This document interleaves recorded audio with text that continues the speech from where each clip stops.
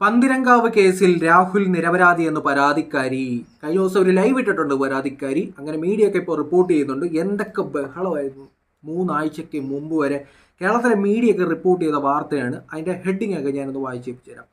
വിവാഹം കഴിഞ്ഞെത്തിയ നവവരനെ തേടി മറ്റൊരു യുവതി, പിന്നാലെ വാക്കുതർക്കം. മാതൃഭൂമി ന്യൂസ്.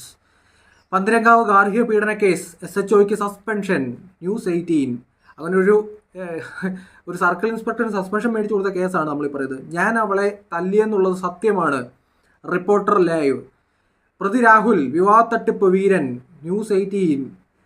അവൻ ലഹരിക്കടിമയാണ്, പോരാത്തതിന് സംശയരോഗിയും, അതിജീവിതയുടെ സഹോദരൻ. ന്യൂസ് 18. രാഹുലും അമ്മയും കൂടി നിർബന്ധിച്ചു ബിയർ കുടിപ്പിച്ചു, സിഗരറ്റ് വലിപ്പിച്ചു. കുറച്ചുകൂടെ കഴിഞ്ഞാൽ മയക്കുമരുന്ന് അടിമയാകുമായിരുന്നു നവവധുവിൻ്റെ അമ്മ എന്നുള്ള രീതിയിൽ ചാറ പാറ ന്യൂസ് വന്നുകൊണ്ടിരിക്കുകയാണ്. ഇപ്പോൾ ആ പെൺകുട്ടി വന്നിട്ട് പറയുകയാണ് ആ പയ്യൻ പാവമാണ്, സ്നേഹമാണ്, പാവം പിടിച്ചൊരു മനുഷ്യനാണ് എന്നുള്ള രീതിയിൽ ലൈവ് വന്നു. 3 ആഴ്ച കൊണ്ട് വിവാഹ തട്ടിപ്പ് വീരൻ, മയക്കുമരുന്ന് വീരൻ എന്നുള്ള രീതിയിലൊക്കെ, ലഹരിക്കടിമ, ഇങ്ങനെയൊക്കെ ഓരോ വാർത്ത വന്നിട്ട് ഇപ്പം ഇതൊന്നുമല്ല എന്നുള്ള രീതിയിൽ ആ പെൺകുട്ടി വന്നിട്ട് ഒരു ലൈവ് ഫേസ്ബുക്കിനകത്ത് കൊടുത്തിട്ടുണ്ട്. അന്ന് ഈ ദേഹത്ത് പാടുകളൊക്കെ കാണിക്കുന്നുണ്ട്. ഇപ്പം ആ പാടൊന്നും ഇല്ലേ? അപ്പോൾ ആരാ നിങ്ങളെ തല്ലിയത്? ആ പയ്യൻ തന്നെ പറയുന്നത് കേട്ടു തല്ലിയെന്ന് പറയുന്നു. ഇപ്പം ഇതെന്ത് സംഭവം? ഇതുപോലുള്ള പരിപാടി കാണാൻ നേരത്താണ് ഈ സാധാരണ സ്ത്രീകളൊക്കെ ജെന്യുവിനായിട്ട് കേസ് കൊടുക്കും. അപ്പോൾ ആൾക്കാർക്ക് സംശയം വരും. ഇപ്പം എല്ലാവരെയും ബാധിക്കുന്ന ഒരു കാര്യമാണ്. ഇവിടെ വിവാഹ തട്ടിപ്പ് നടന്നോ, ലഹരിക്കടിമയാണോ, നിങ്ങളെ മർദ്ദിച്ചോ? ഇപ്പം എന്താ കേരളത്തിലെ മീഡിയ ഒക്കെ തലയെ മുണ്ടിട്ട് കിടക്കേണ്ട അവസ്ഥ ഒന്നുമില്ല. എന്തൊക്കെയായിരുന്നു എനിക്ക് തോന്നുന്നു ആ പോലീസ് ഉദ്യോഗസ്ഥനുണ്ടല്ലോ, ഒരു സർക്കിൾ ഇൻസ്പെക്ടർ, പുള്ളിക്കാരൻ അന്നേ കാര്യം മനസ്സിലായി കാണും. അതുകൊണ്ടായിരിക്കും കേസ് എടുക്കാതെ പറഞ്ഞു വിട്ടത്. ഒടുവിൽ അയാൾക്ക് സസ്പെൻഷനും കൊടുത്തു. എന്തെല്ലാം ബഹളമായിരുന്നു കേരളത്തിൽ നടന്നത്. ഒരു പോലീസ് ഉദ്യോഗസ്ഥന് സസ്പെൻഷൻ, അല്ലെങ്കിൽ ആ പോലീസുകാരനെ മീഡിയ ഇവിടെ വലിച്ചു കീറി ഒട്ടിക്കുന്നു. ഇതാണോ കേരളത്തിലെ ആഭ്യന്തരം എന്നുള്ള രീതിയിൽ പിണറായി വിജയനും കൊടുക്കുന്നു കൊട്ട്. രാത്രി 9 മണിയാകുമ്പോൾ എല്ലാ മീഡിയയും ചർച്ച. കേരളത്തിൽ സ്ത്രീകൾ സുരക്ഷിതരല്ലേ? ഗാർഹിക പീഡനം, ഇപ്പോഴും സ്ത്രീ പീഡനമുണ്ടോ എന്നുള്ള രീതിയിൽ ചർച്ച. സ്ത്രീകൾക്ക് വേണ്ടി കുറേ ആൾക്കാർ വന്ന് ആ പെൺകുട്ടിക്ക് വേണ്ടി വാദിച്ചു. അവരൊക്കെ ആരായി? മണ്ടന്മാർ. അപ്പം ഇതുപോലെ കുറേ ഫേക്കായിട്ടുള്ള ഇപ്പം ഈ പെൺകുട്ടി തന്നെ പറയുന്നത് എന്താണെന്ന് വെച്ചാൽ ഇവരുടെ വീട്ടുകാർ നിർബന്ധിച്ചിട്ടാണ് ഇതെല്ലാം പറഞ്ഞതെന്നാണ് പറഞ്ഞത്. വീട്ടുകാർ നിർബന്ധിച്ചു, അതുകൊണ്ട് ഞാനിങ്ങനെ മീഡിയയ്ക്ക് മുമ്പിൽ പറഞ്ഞു എന്ന് പറയുന്നത്. അപ്പം ഇങ്ങനെ പറഞ്ഞ സ്ഥിതിക്ക് സത്യത്തിൽ അയാൾ അന്ന് ജർമ്മനി വരെ കണ്ട് ഒളിച്ചോടി. ഒറ്റ ദിവസം കൊണ്ട് എവിടെയൊക്കെ ഒളിച്ചോടി. നാട് മുഴുവൻ, ഇവരുടെ വീട്, ഇവരുടെ അമ്മ, ഇവരുടെ സഹോദരി, ആ പയ്യൻ്റെ മുഖം ഇന്ന് ലോകം മുഴുവൻ കാണിച്ചിട്ടുണ്ട്. വിവാഹ തട്ടിപ്പ് വീരനാണ്, മയക്കുമരുന്നാണ്, അല്ലെന്നുണ്ടെങ്കിൽ അങ്ങനെ ഇങ്ങനെ എന്നൊക്കെ പറഞ്ഞുകൊണ്ട് കുറേ വാർത്തകൾ കൊടുത്തിട്ടുണ്ട്. ഈ പെൺകുട്ടി ആർക്കും അറിയത്തില്ല.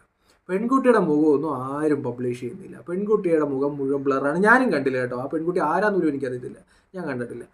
നാട് മുഴുവൻ നാറ്റിച്ച്, ഒരു കുടുംബത്തെ മുഴുവൻ നാറ്റിച്ച് ഇല്ലാതാക്കിയിട്ട് 3 ആഴ്ച കഴിഞ്ഞിട്ട് പറയുകയാണ് എൻ്റെ വീട്ടുകാർ പറഞ്ഞിട്ടാണ് ഞാൻ ഇതൊക്കെ ചെയ്യുന്നത്. യഥാർത്ഥത്തിൽ നിയമം, ഈ ഫേക്കായിട്ടുള്ള ഈ സ്ത്രീകൾക്ക് കിട്ടുന്ന ഈ നിയമം കൊടുക്കുന്ന ഈ ആനുകൂല്യമുണ്ട് സ്ത്രീകൾക്ക്, അത് ഇതുപോലെ മിസ്യൂസ് ചെയ്ത ഈ പെൺകുട്ടിക്കെതിരെയൊക്കെ കൃത്യമായ രീതിയിൽ നടപടിയെടുക്കണം. ഇത് ബാക്കിയുള്ളവർക്ക് ഒരു താക്കീതാണോ? വെറുതെ എന്തെങ്കിലുമൊക്കെ വായി തോന്നുന്ന വിളിച്ചു പറയാം. സമ്മർദ്ദത്തിൻ്റെ പേരിലാണോ അന്ന് പീഡിപ്പിച്ചു, മർദ്ദിച്ചു, മയക്കുമരുന്ന് എന്നൊക്കെ പറഞ്ഞത്? അന്നേരം ഈ കാണിച്ച മുറിപ്പാടുകളൊക്കെ എന്ത് വന്നേരം? എന്ത് ഇതിനകത്ത് കാര്യം? യഥാർത്ഥത്തിൽ പോലീസ് കൃത്യമായ രീതിയിൽ ഈ വിഷയത്തിൽ അന്വേഷണം നടത്തേണ്ടതായിട്ടുണ്ട്. ഇപ്പോൾ വീട്ടുകാർ പറഞ്ഞിട്ടാണോ, അല്ലെങ്കിൽ സ്വയമേ പറഞ്ഞാണോ, ഫേക്കായിട്ടൊരു തെളിവ് സൃഷ്ടിക്കുന്നു, ഒരാളെ മുഴുവൻ നാട്ടിൽ നിന്ന് മുഴുവൻ ഒരു തട്ടിപ്പ് വീരനാക്കുന്നു, പീഡനവീരനാക്കുന്നു, അയാളെ ലോകത്തിന് മുഴുവൻ ഇങ്ങനെ ഇട്ടുകൊടുത്തു സൈബർ ഇടങ്ങളിൽ ആക്രമിക്കാൻ വേണ്ടി. ഇവിടുത്തെ ഈ കുറേ ആൾക്കാരൊക്കെ വന്നിട്ട് ഈ പെൺകുട്ടിക്ക് വേണ്ടി സപ്പോർട്ട് ചെയ്തു. ഇവരെല്ലാം ആരായി? മണ്ടന്മാരായില്ലേ? അപ്പം ഇതുപോലെ ഫേക്കായിട്ടുള്ള കേസുകൾ ഉണ്ട് എന്ന് തെളിയുന്നതാണ് ഇതുപോലുള്ള ഓരോ വാർത്തയും. അപ്പോൾ എന്തായാലും ഇതിനകത്ത് മുഴുവൻ സംശയമാണ്.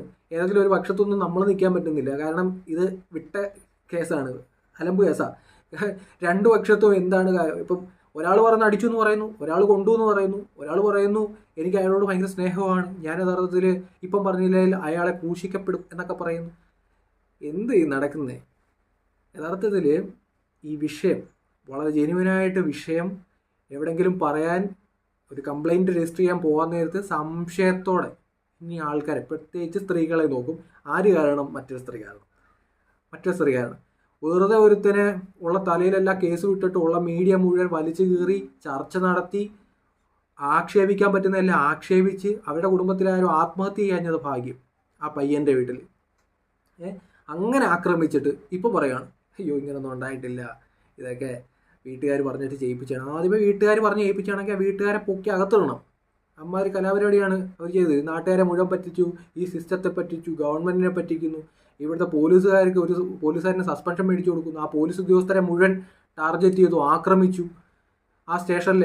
അന്നേക്ക് കാര്യം മനസ്സിലായി കാണും ആ SHOയ്ക്ക്. അതുകൊണ്ടായിരിക്കും അന്ന് അവർ കേസെടുക്കാതെ വിട്ടത്. ഒരു ഫേക്കായിട്ടുള്ള കുറേ തെളിവ് കൊടുക്കുക, വീട്ടുകാർ നിർബന്ധിച്ചു എന്ന് പറയുക, ഒരാളുടെ ജീവിതം കുട്ടിച്ചോറാക്കുക, നാട്ടുകാരെ മുഴുവൻ പറ്റിക്കുക, സ്ത്രീകൾക്ക് കിട്ടുന്ന ആനുകൂല്യം നല്ല ഒന്നാന്തരമായിട്ട് മിസ്യൂസ് ചെയ്യുക. പെൺകുട്ടി സേഫാണ്, മുഖം ആരും കണ്ടിട്ടില്ല.